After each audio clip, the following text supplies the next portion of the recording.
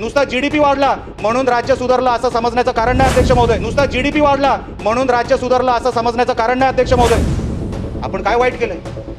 आपण श्रीमंत राज्य आहोत ही आपली चूक आहे का? अहो, आपण वेगवेगळ्या राज्यांना सांभाळतो अध्यक्ष महोदय, आपल्या महाराष्ट्राला कोण सांभाळतंय? महसुली खर्च 6,56,000 कोटीचा आहे. जी तूट आहे ती 40,000 कोटीपेक्षा जास्त झालेली आहे. ह्याच्यामध्ये आपण कुठेही जीडीपी मोजत नाही. जीडीपी कुठे मोजतो? घेतलेल्या लोनवर, घेतलेल्या कर्जावर. म्हणून हे कसं टॅली होणार हे कुठल्या तरी अर्थतज्ञाला विचारल्यानंतरच मला असं वाटतं ह्याच्यावरती उत्तर मिळेल. कारण का अनेक वेळेला माझं डिबेट होतं काही चार्टर्ड अकाउंटंटशी किंवा वेगवेगळ्या तज्ज्ञांशी की अध्यक्ष महोदय, जेव्हा आपण व्यवसाय करतो कुठलाही, आपण व्हॅल्यू ॲडेड रक्कमवर कधी पण धंदा करत नाही किंवा व्यवसाय करत नाही. हा माझा एक्सपेंडिचर आहे, हा माझा इन्कम आहे, हा घेतलेला कर्ज आहे आणि त्याच्यावरती प्रॉफिट लॉस काढतो आपण, बरोबर आहे? पण त्याच्या आपण महाराष्ट्राच्या बजेट किंवा कुठल्याही राज्याच्या देशाच्या बजेटमध्ये कॅल्क्युलेशन कशावर करतोय? जीडीपीवर. आपण खाजगी व्यवसायामध्ये कधीही व्हॅल्यू ॲडेड फिगरवर आपण कॅल्क्युलेशन करत नाही. त्याचा अर्थ मला म्हणायचं तात्पर्य असं अध्यक्ष महोदय, एका बाजूने देशामध्ये सर्वात मोठा जीडीपी कोणाचा? तर महाराष्ट्राचा, 51 लाख कोटीचा. पण आपण दरडोई उत्पन्नमध्ये, पर कॅपिटा इन्कममध्ये आपण 5व्या क्रमांकावर आहोत. जर देशामध्ये जीडीपीमध्ये आपण 1 नंबरवर आहोत तर पर कॅपिटा इन्कममध्ये आपण 5व्या क्रमांकावर कसे? आपल्यानंतरचं राज्य कर्नाटक, आपल्यानंतरचं राज्य तेलंगणा, ह्यांचं दरडोई उत्पन्न आपल्यापेक्षा जास्त आहे. आणि आपलं दरडोई उत्पन्न सर्वात जास्त जीडीपी असून सुद्धा आपलं पर कॅपिटा इन्कम कमी कसं? ह्याचा कुठेतरी समतोल लागला पाहिजे. ह्याच्यामध्ये कुठेतरी आपल्याला कळलं पाहिजे की एका बाजूला 11 लाख कोटीचं आपलं कर्ज झालं, त्याच्यावरती कॅल्क्युलेशन आपण जीडीपीवर करतोय, पण मुळात आपण 40,000 कोटीच्या आपण तूटमध्ये आहोत, डेफिसिटमध्ये आहोत. हे कधी भरणार, कसं भरणार, ह्याचं कधीतरी सरकारकडून उत्तर मिळावं ही अपेक्षा अध्यक्ष महोदय आपल्याकडून आहे. जसं मी तुम्हाला सांगितलं की हा सगळा सेक्टर आपला जो फायनान्शियल सेक्टर आहे, जो इन्कम सेक्टर आहे, तो सर्व्हिस सेक्टर आहे अध्यक्ष महोदय. मी वेगवेगळ्या विभागांवर बोलणार नाही कारण का उद्यापासून ती तरतूद आहे. वेगवेगळ्या विभागांसाठी जी काही वेळ मिळालेली आहे ती उद्यापासून आहे. मी बजेटवर बोलण्यासाठी उभा आहे. तर मी बजेटवर बोलण्यासाठी जेव्हा आपण मागणी करतो तर आपण इतर राज्याशी तुलना करतो अध्यक्ष महोदय. आज महाराष्ट्र सर्वात मोठा देशामधला जीडीपी कॉन्ट्रीब्युटर असून सुद्धा आज आपण देशाच्या आर्थिक पूलमध्ये म्हणजे आपल्याला केंद्र सरकारातून काय मिळतं तर आपण 6.4%वर आहोत. आपण देतोय किती? डायरेक्ट टॅक्सेसच्या माध्यमातून 36%. सर्वात जास्त जीएसटीला कॉन्ट्रीब्युटर महाराष्ट्र, सर्वात जास्त डायरेक्ट टॅक्स कॉन्ट्रीब्युटर महाराष्ट्र, पण आपल्याला मिळत आहेत किती? 6.4%. 16th फायनान्स कमिशनमध्ये जेव्हा मागच्या वर्षी मला असं वाटतं 2025 मध्ये त्यांची मीटिंग गठीत झाली आणि त्याच्यानंतर 2026 ते 2031 पर्यंतचा जो 5 वर्षाचा विंडो असतो फायनान्स कमिशनचा, त्याच्यामध्ये महाराष्ट्राला 6.4% निर्धारित करण्यात आलं. अध्यक्ष महोदय, मागच्या फायनान्शियल बजेटमध्ये पण मी मागणी केली होती 1% महाराष्ट्राला आपण त्या कॉन्ट्रीब्युशनमध्ये वाढवावं, आपलं पुरं वजन त्याच्यामध्ये लावावं. तर हा सगळा खर्च, ही सगळी तूट अध्यक्ष महोदय त्याच्यातून आपल्याला महाराष्ट्राला मिळू शकते. कारण आपल्याला माहिती आहे अध्यक्ष महोदय, डायरेक्ट टॅक्समध्ये आपण केंद्राला पाठवतोय किती? 7,61,000 कोटी. जीएसटीच्या माध्यमातून 3,61,000 कोटी. 11 लाख कोटी तर इकडचेच झाले. आणि आपण ग्रँट आणि आपले जीएसटीची आपण रक्कम जर आपण मिळते किती ती कॅल्क्युलेट केली 1,09,000 कोटी. आपण देतोय किती? 100 रुपये. मिळत आहेत किती? 6 रुपये. यूपी राज्य देत आहे किती? 1 रुपया. मिळत आहेत किती? 2.5 रुपये. यूपी राज्य, तिथे कुंभमेळा झाला, त्यांचं फायनान्शियल आता सगळं बरोबर झालं. आज साहेब त्यांची टक्केवारी किती आहे गव्हर्नमेंट पूलमध्ये? केंद्र सरकार त्यांना देत आहे किती? आज साहेब यूपी सरकार हे सरप्लसमध्ये आहे. त्यांचं बजेट सरप्लसमध्ये आहे 78,000 कोटीमध्ये. यूपी सरकार सरप्लसमध्ये असून केंद्र सरकार त्यांना पाठवतंय किती? 3,60,000 कोटी. आपण काय वाईट केलंय? आपण श्रीमंत राज्य आहोत ही आपली चूक आहे का? अहो, आपण वेगवेगळ्या राज्यांना सांभाळतो अध्यक्ष महोदय, आपल्या महाराष्ट्राला कोण सांभाळतंय? 1% फक्त वाढवायचा होता 2026 ते 2031 पर्यंत. माझी आपल्याकडे विनंती अध्यक्ष महोदय, आपण जेव्हा हे सगळे फायनान्स सेक्रेटरी आणि फायनान्स डिपार्टमेंट जेव्हा केंद्र सरकारच्या फायनान्स डिपार्टमेंट बरोबर बसत असेल, चर्चा करत असेल, तर किमान ग्रँडमध्ये आपल्याला जे पैसे मिळतात, जे आपल्याला जीएसटीचा वाटा मिळतो, त्याच्यामध्ये कुठेतरी आपली टक्केवारी वाढवावी आणि मग आपण वेगवेगळ्या डिपार्टमेंटवर चर्चा करावी की कुठल्या डिपार्टमेंटमध्ये किती खर्च होतोय.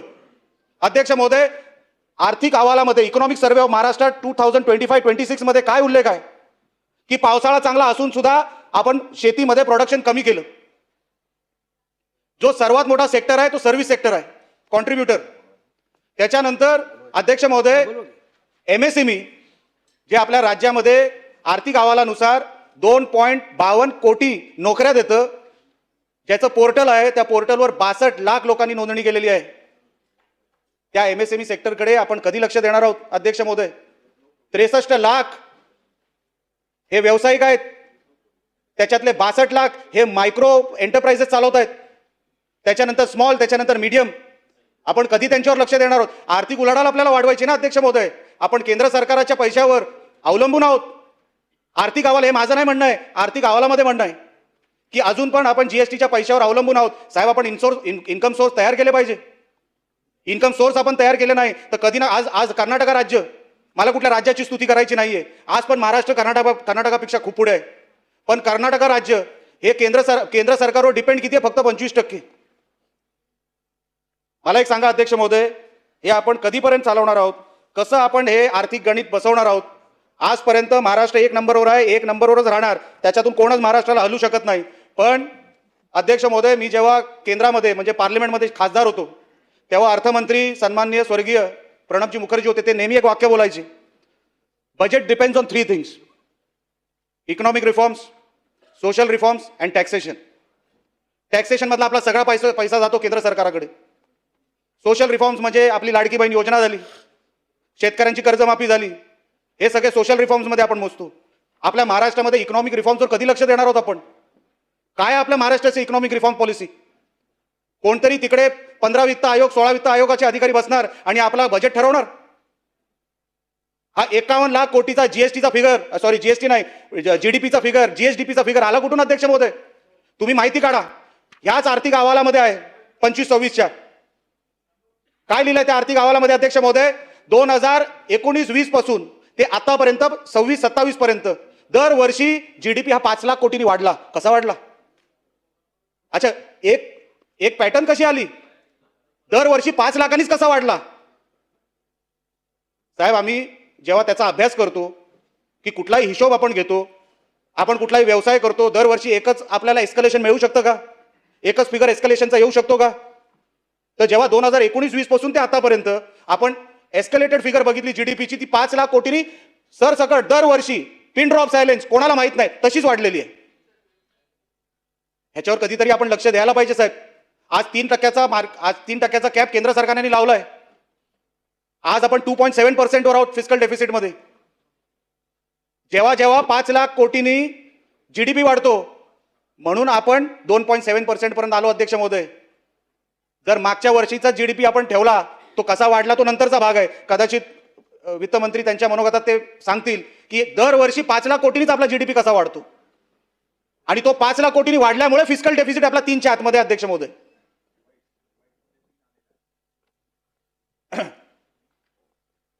सदस्यांचं म्हणणं रिवाइज मध्ये 3 आलेलं आहे, ते मला माहित नाही, माझ्या बघण्यामध्ये 2.7 आहे. तर जेव्हा आर्थिक उलाढालीमध्ये आपण फिस्कल डेफिसिटवर आपले मापदंड मोजतो, रेव्हेन्यू डेफिसिटवर, जो डे टू डे आपले एक्सपेन्सेस आहे, रेव्हेन्यू डेफिसिटवर आपण एक्सपेन्सेस 1% पेक्षा खाली मोजतो, आणि ओव्हरऑल डेट आपण 18% वर मोजतो किंवा 20% वर मोजतोय. अध्यक्ष महोदय, आपल्याला बजेट हा बजेट सारखा बघितला पाहिजे. इथे मी अनेक सिनियर सदस्यांना बघितलं, ते आपापल्या विभागांवर बोलतायत, मतदारसंघाला फायदा कसा होईल त्याच्यावरती बोलतायत. माझी अपेक्षा नव्हती अध्यक्ष महोदय, मी नवीन सदस्य आहे. सिनियर लोकांना मी ऐकलं आज. सिनियर लोक अर्धा 1-1 तास एका विशिष्ट विषयावर बोलत राहिले. आपण बजेटवर कधी बोलणार आहोत? आज वेस्ट बेंगॉल सारखं राज्य अध्यक्ष महोदय, मी जास्त लांबलचक भाषण करणार नाही, वेस्ट बेंगॉल सारखं राज्य ते आर्थिक संकटात आहेत, त्या 3.5 फिस्कल डेफिसिटवर आहेत, ते दिवाळखोरीत गेलेले आहेत. त्यांचं डेट रेशो गेलाय 25%च्या वर. मग मी अभ्यास केला, त्यांचा इकॉनॉमिक सर्व्हे वाचला. साहेब, ते इकॉनॉमिक रिफॉर्म्समध्ये चुकलेत. ते कर्ज घेण्यामध्ये नाही, कर्ज त्यांना मिळालं नाही त्या तुलनेमध्ये जेवढं महाराष्ट्राला मिळालं, पण कर्जामुळे नाही तर त्यांच्या इकॉनॉमिक रिफॉर्म्समुळे ते चुकलेत बंगालसारखं राज्य, आणि म्हणून ते दिवाळखोरीत चाललंय. आपल्याकडून त्या चुका होऊ नये, आपण त्या चुका करू नये अध्यक्ष महोदय. म्हणून माझी विनंती आहे सरकारला आपल्या माध्यमातून की आपण जेव्हा वित्तमंत्री याच्यामध्ये उत्तर देतील, या सगळ्या विषयांवर आपण प्रत्येक विभागाला किती देतो अध्यक्ष महोदय ते नगण्य आताच्या वेळेला. आपण आर्थिक व्यवस्था सुधारण्यासाठी आपल्याला काय पावलं इकॉनॉमिकली उचलावी लागणार, सोशल रिफॉर्म्सचा आपण बघतोय, टॅक्सेशनचा आपला भागच येत नाही कारण का तो सेंट्रल गव्हर्नमेंटकडे जातो. मग आपल्याकडे स्टेट लेवल टॅक्सेस जे आहेत, जे काय स्टॅम्प ड्युटी मिळते, जे काय आपल्याला रजिस्ट्रेशन चार्जेस मिळतात ते आणि आपलं उत्पन्न, त्याच्यामध्ये आपण राज्याला कसं उभं करायचं, कसं त्याच्यातून आर्थिक संकटातून बाहेर काढायचं. अध्यक्ष महोदय, मला ह्या गोष्टींची उत्तरं मिळाली तर खरोखरच वित्तमंत्र्यांचा मी आभार व्यक्त करीन. बाकी मी कुठल्याही विभागावर बोलणार नाही कारण का त्या विभागवार चर्चा उद्यापासून आहेत. माझं जे काय म्हणणं होतं ते मी सभागृहाच्या समोर ठेवलेलं आहे. कधीतरी राज्य सरकार आणि हे सगळे अधिकारी जे हे बजेट बनवत असतील, सचिव बनवत असतील किंवा फायनान्स खातं बनवत असेल, त्यांना माझं सांगणं आहे, हे सगळं करत असताना आपण आपलं आर्थिक परिस्थिती सुधारेल कशी, नुसता जीडीपी वाढला म्हणून राज्य सुधारलं असं समजण्याचं कारण नाही. अध्यक्ष महोदय, फिस्कल डेफिसिट 3% आतमध्ये राहिलं, ते कॅल्क्युलेट होतं जीडीपीवर, त्याच्यामध्ये आपला थेट संबंध येत नाही. अध्यक्ष महोदय, कधीतरी या प्रश्नांची उत्तरं या सभागृहामध्ये मिळाली तर बरं होईल. मी परत एकदा आपला आभार व्यक्त करतो आणि इथेच थांबतो. धन्यवाद.